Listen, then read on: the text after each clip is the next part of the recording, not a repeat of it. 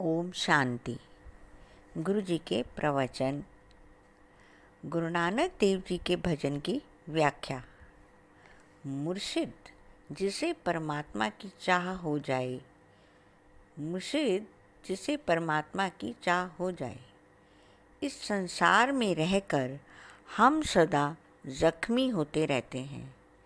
कभी हमारा पुत्र हमें कड़वे शब्द बोलकर अपमानित करता है, तो कभी भाई, तो कभी पति या फिर और रिश्तेदार, आस पड़ोस के लोग हमें ताने मार मार कर छलनी करते हैं। ये जख्म हमारे दिल पर बनते हैं, जो बाहर से दिखाई नहीं देते।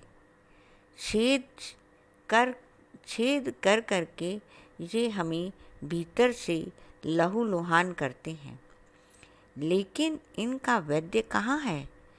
इनका वैद्य हमारे भीतर ही है। ये जख्म भीतर है, वैद्य भीतर है। जिसके पास इन जख्मों की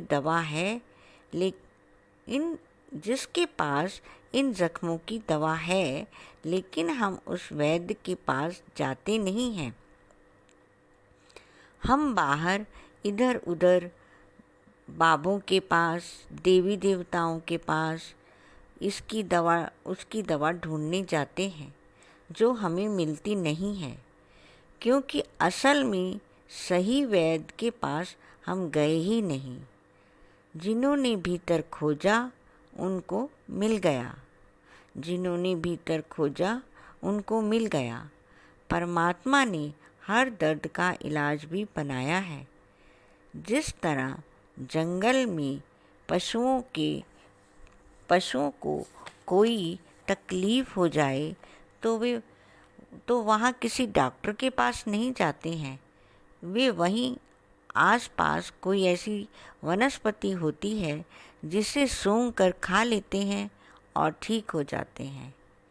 इस तरह परमात्मा की कृपा पल पल हम पर बरस रही है। वह कभी अवकृपा नहीं करता है। वह स्वयं दुखी नहीं है, इसीलिए वह किसी को दुखी नहीं करता। वह किसी को दुख नहीं देता। हम दुखी लोगों के पास सुख मांगने जाते हैं, वह हमें कैसे मिलेगा? हमें परमात्मा की कृपा को संभालना नहीं आता। हमारे बर्तन में छेद हैं, जिससे कृपा टिकती नहीं, सारी बाहर बह जाती है। इन छेदों को बंद करने का काम धर्म है। परमात्मा की कृपा का बर्तन सदा ही अपनी कृपा भेज रहा है। परमात्मा की कृपा का बर्तन सदा ही अपनी कृपा भेज रहा है, लेकिन हमारा बर्तन ही काना है। क्या हम उन छेदों को स्वयं बंद कर सकते हैं? परमात्मा ही हमारे इन छेदों को बंद करे।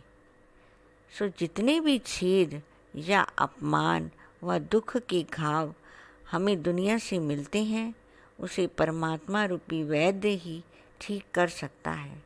ज़रूरत है उसके पास जाने की। ओम शांति। गुरु जी को प्रणाम। धन्यवाद।